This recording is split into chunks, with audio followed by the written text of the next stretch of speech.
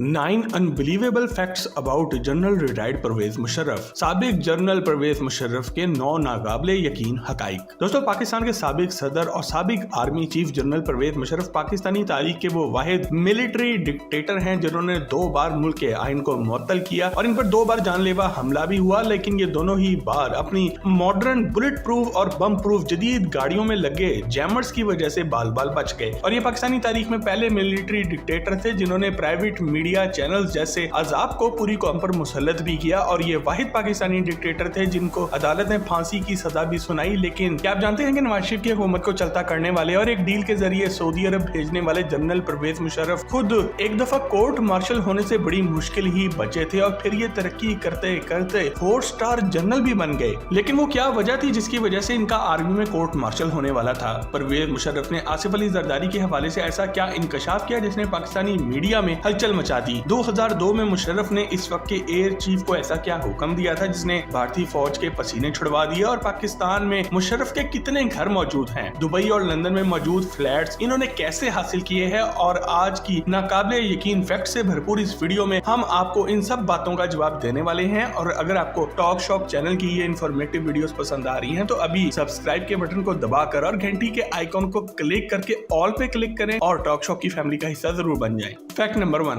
दोस्तों, परवेज मुशर्रफ का ताल्लुक एक सादा से घराने से था और ये 11 अगस्त 1943 को पुरानी दिल्ली के इलाके मोहल्ला कच्चा सादुल्ला में पैदा हुए थे और जिस जगह इनकी रिहाइश थी इसे नहर वाली हवेली कहकर पुकारा जाता था। इनके वालिद सैयद मुशर्रफुद्दीन पाकिस्तान के फॉरेन अफेयर्स के सेक्रेटरी थे, जबकि वालिदा बेगम जरीन मुशर्रफ एक पढ़ी लिखी घरेलू खातून थी। सैयद परवेज मुशर्रफ अपने 3 भाइयों में दूसरे नंबर पे थे और इनकी वालिदा बचपन से ही प्यार से इनको पिल्लू के नाम से पुकारती थी। आपको ज्यादा हैरत ये बात जानकर होगी कि दिल्ली में ये सर सैयद अहमद खान के हमसाये थे और इनके वालिद अलीगढ़ मुस्लिम यूनिवर्सिटी के ग्रेजुएट भी थे और इनकी तालीमी काबिलियत की वजह से ही हुकूमत पाकिस्तान में यही आला ओहदों पर खिदमत सरअंजाम देते रहे। जब परवेज मुशर्रफ सिर्फ 4 साल के थे तो इनका खानदान पाकिस्तान बनने से चंद महीने पहले ही हिजरत करके कराची आ बसा था और फिर ये अपने वालिद के साथ तुर्की के कैपिटल अंकारा में 7 साल रहे और इन्होंने तुर्क जुबान भी बोलनी सीख ली। लेकिन फिर ये पाकिस्तान वापिस आए और लाहौर के FC कॉलेज से इन्होंने मैथमेटिक्स यानी कि रियाजी में इंटरमीडिएट का इम्तिहान पास किया और इसके बाद 1961 में काकुल में मौजूद पाकिस्तान मिलिट्री एकेडमी में कैडेट भर्ती हुए और 1964 में सेकंड लेफ्टिनेंट के तौर पर अपने कैरियर का आगाज किया।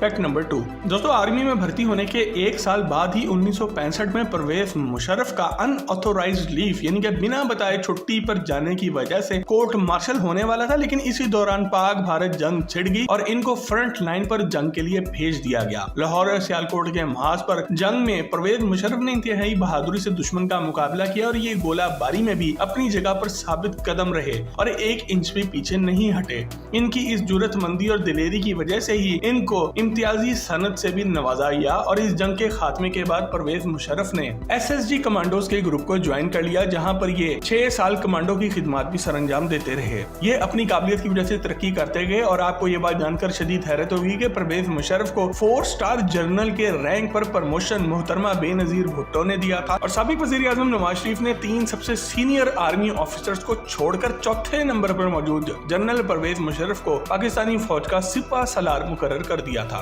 फैक्ट नंबर 3, दोस्तों, 7 अक्टूबर 1998 को आर्मी चीफ बनने वाले परवेज मुशर्रफ और साबिक वजीर आजम नवाज शरीफ में इख्तलाफात कारगिल वॉर की वजह से सामना आना शुरू हो गए थे, क्योंकि परवेज मुशर्रफ के मुताबिक इस महाज पर भारत की गर्दन इन्होंने दबोच ली थी। लेकिन नवाज शरीफ ने अमेरिका जाकर गैर महफूज तरीके से फौजियों को वापस बुलाने का हुक्म दिया था, जिसकी वजह से बहुत से जवानों की शहादतें हुई। इसके बाद जब जनरल परवेज मुशर्रफ श्रीलंका के शहर कोलंबो के ऑफिशियल विजिट से वापस आ रहे थे तो इनका जहाज पाकिस्तानी हदूद में था ही, तो नवाज शरीफ ने इनकी जगह ख्वाजा जियाउद्दीन को आर्मी चीफ बना दिया और परवेज मुशर्रफ के तैयारे को लैंडिंग करने की इजाजत ना दी और पायलट को भारत में लैंडिंग का हुक्म दिया। तो इससे हालात मजीद बिगड़ गए। पायलट ने बहुत मुश्किल से जहाज को कराची एयरपोर्ट लैंड किया और इसके साथ ही कराची के कोर कमांडर ने इनका आर्मी चीफ जैसा इस्तकबाल भी किया और फिर तमाम कोर कमांडर्स और ग्राउंड फोर्सेस की मदद से नवाज शरीफ की हुकूमत का तख्ता उलट दिया गया और इनको गिरफ्तार करके अडियाला जेल भिजवा दिया गया। 12 अक्टूबर 1999 को आयन मुअत्तल करते हुए मार्शल्ला नाफिज कर दिया गया और मुल्क के चीफ एग्जीक्यूटिव परवेज मुशर्रफ बन गए। तैयारा अगवा केस में नवाज शरीफ के खिलाफ मुकदमा चलाकर इन्हें सजा देने से पहले ही सऊदिया के किंग फाहद से जाती मरासिम होने की वजह से नवाज शरीफ और इनके खानदान ने एक डील के जरिए 10 साल तक जिला वतनी में गुजारने का अहद किया और अहलो अयाल समेत मुल्क छोड़कर चले गए। इसके बाद परवेज मुशर्रफ ने अवामी रेफरेंडम के जरिए खुद को वर्दी में सदर मुंतखब कराया और अपना इक्तदार मज़ीद मुस्तहकम किया, जो कि 18 अगस्त 2008 को खत्म हुआ। फैक्ट नंबर 4 दोस्तों, अपने इक्तदार के शुरुआती दिनों में ही मुशर्रफ ने एक ऐसा फैसला किया जिसने पूरी पाकिस्तानी कौम को अगले कई सालों तक आग और खून की एक वादी में धकेल दिया। 9/11 के वाक़े के बाद जनरल परवेज मुशर्रफ ने इस वक्त के अमेरिकी सदर बुश की एक कॉल पर अमेरिका की दहशतगर्दी के खिलाफ जंग में शामिल होने का फैसला कर लिया और अफगानिस्तान पर हमले के लिए पाकिस्तान की एयर बेसेस इन्हें दे दी, जिससे अफगानिस्तान की सरजमीन को तो खून में नहलाया ही गया, लेकिन साथ ही साथ पाकिस्तान भर में भी आग और खून का एक दरिया खुल गया और आम आवाम,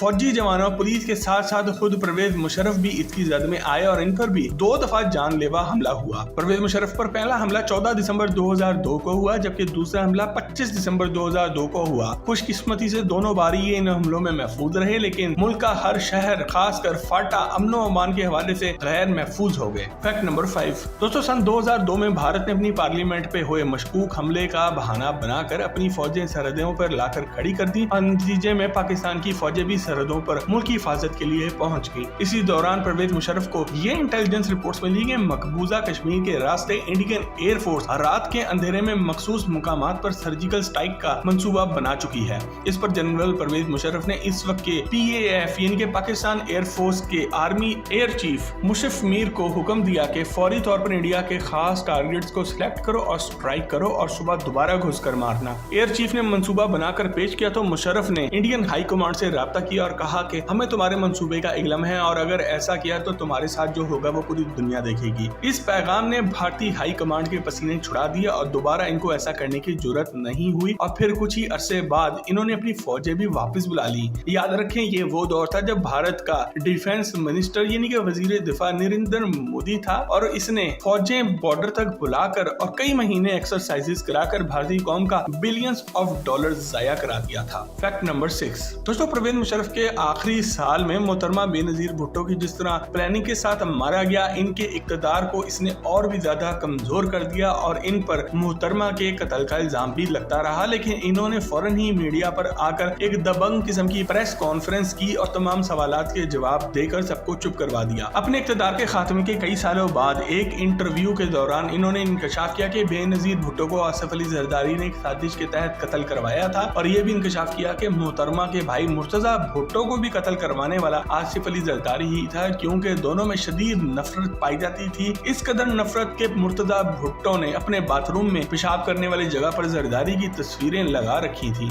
और एक बार तो मुर्तजा भुट्टो ने अपने गार्ड से कहकर आसिफ अली जरदारी को किडनैप कराया था और इसकी मूछें भी कटवा दी थी। लेकिन फिर इसके बाद पुलिस के जरिए मुर्तजा भुट्टो का खूनी कत्ल करा देना, वो भी अपनी बीवी की हुकूमत में, और आज तक इनके कातलों का पकड़े ना जाना इस बात का सबूत है कि इस सबके पीछे आसिफ अली जरदारी ही था। आसिफ अली जरदारी को पाकिस्तान का करप्ट तरीन इंसान कहते हुए परवेज मुशर्रफ ने यह भी कहा कि ये इंतहाई घटिया इंसान है जो कि पैसा और इक़्तिदार के लिए किसी भी हद से गुजर सकता है। मुशर्रफ ने अपनी autobiography in the line of fire भी लिखी है, जिसमें इन्होंने बहुत से इंकशाफात किए हैं और इस किताब को इंटरनेशनल लेवल पर बहुत पसीराई भी मिली है। फैक्ट नंबर 7 दोस्तों, आप जनरल परवेज मुशर्रफ को आइन तोड़ने वाला मुजरिम कह सकते हैं, अमेरिकी सदर बुश की एक कॉल पर लेटने वाला भी कह सकते हैं और हजारों अफगान मुसलमानों का कातिल भी कह सकते हैं। नवाज शरीफ और जरदारी जैसों को अमेरिकी दबाव पर NRO देने वाला मुजरिम भी कह सकते हैं। लेकिन करप्शन एक ऐसी चीज है जिसका परवेज मुशर्रफ से दूर दूर तक कोई वास्ता नहीं था और ना ही किसी मेगा प्रोजेक्ट में करप्शन या किकबैक्स का कोई सबूत मिलता है। तो फिर सवाल पैदा ये होता है कि इनके पास पाकिस्तान में करोड़ों मालियत के घर कैसे आए और लंदन और दुबई में मौजूद इनके लग्जरी फ्लैट्स किसने दिए? तो इस बात का जवाब आपको थोड़ी सी तहकीक और वेरिफिकेशन से मिल जाएगा। पाकिस्तान में हर रिटायर्ड होने वाले आर्मी चीफ को 1600 गज का एक प्लॉट या फिर 800 गज के 2 प्लॉट्स मिलते हैं और साथ ही एक खतीर रकम भी रिटायरमेंट पे मिलती है। तो जनरल परवेज मुशर्रफ ने एक के बजाय 2 प्लॉट 800 गज वाले लिए थे और इनको बेचकर हासिल होने वाली रकम से मजीद प्लॉट्स लेकर इन पर घर तामीर करवाए। इस तरह ये कोर कमांडर जब थे तो इस वक्त मिलने वाले प्लॉट्स भी इन्होंने बेचकर कारोबार में लगा दिए थे। जहां तक लंदन और दुबई के फ्लैट्स का ताल्लुक है तो ये भी अपने कारोबार और कमाई से ही हासिल किए हैं। और आपको हैरत का झटका ये जानकर लगेगा कि इंटरनेशनल यूनिवर्सिटीज में जाकर एक लेक्चर देने का परवेज मुशर्रफ एवरेज $1,25,000 यानी कि के 2.5 करोड़ रुपया और ज्यादा से ज्यादा $2 लाख